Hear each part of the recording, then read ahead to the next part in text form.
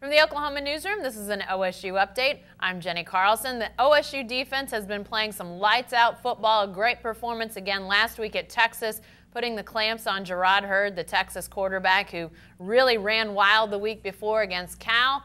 Now the question becomes, how will that defense do against conference foes at home, starting with K-State, and Kyle Fredrickson joins us on the phone. Kyle, K-State not exactly a dynamic offense. What kind of challenges will they present to the Cowboys? Well, that's a good question. It's hard to say just how good they are considering the opponents through the first 3 weeks here. You know, we're talking about South Dakota, UTSA, and Louisiana Tech. All victories for the Wildcats, but none of them all that impressive. You know, the last one including a 39-33 triple overtime winner against Louisiana Tech. So you look at that and you look at some of the statistics, and it seems like this is another game where the OSU defense should fare pretty well. The Kansas State ranks 94th in the country with 371 yards of total offense.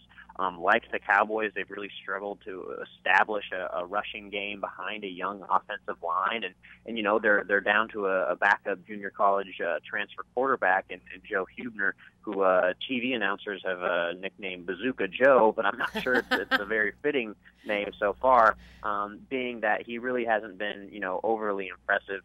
In his last game, he did go 15 of 26 for 195 yards and 3 touchdowns.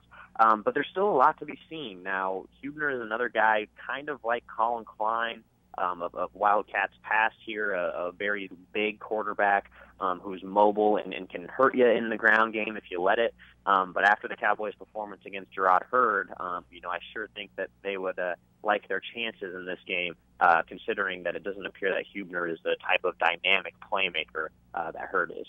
You know, Kyle, you said 3 magic words, I think, to a lot of Oklahoma State watchers: young offensive line. The way this Cowboy front is playing on defense, that's got to be like red meat to them, I would think. Is this a situation where we could see one of the best sack units in the country maybe get out there and do some more work when it comes to getting to the quarterback?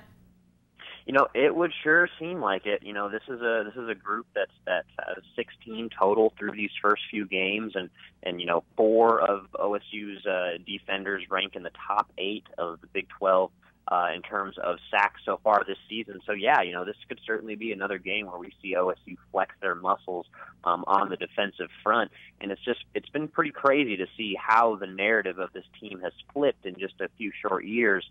When we were talking about some of those, Big 12 title contending teams, it was offense, and that was the power, and then bend but don't break defense that was able to kind of get the Cowboys victories. And as we saw late in that Texas game, OSU was very content on running and punting and allowing the defense to do its thing. And it certainly paid off for them. So with Agba and Bean on the edges and a couple of impressive, newcomers inside, it's been pretty fun to watch these guys develop, and you're right. This is a game where OSU fans should feel pretty comfortable about the defensive matchup. Kyle, I know we've been sort of on the lookout for a nickname for this defensive unit. I think I saw one this morning on social media that should be in the mix. Somebody said this should be the Legion of Boone, playing off the Boone Pickens name. We need to come up with a good one, because these guys look like they're going to be good for a while. Yeah, ever since we put out that blog post, my email has been beeping constantly. It's been kind of annoying, honestly, with people's suggestions. There's been some good ones. There's been some less than good ones. Sometime this week I'm going to compile a list, and maybe we'll send that out to the Cowboy Nation and let them decide. Another good one I saw this morning was the Glenn Forcers.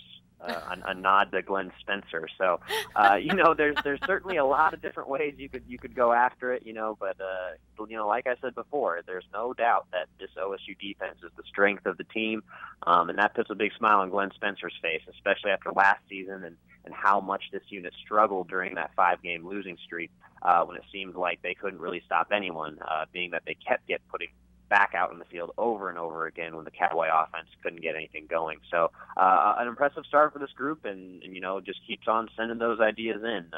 Maybe there's still a real good one out there that we haven't seen yet. I like the Glenn Forcers. And by the way, if you're looking for a little side viewing to watch during the game on Saturday, Cowboy fans, be sure to watch for Glenn Spencer chest bumping. It's a lot of fun to see. Yeah.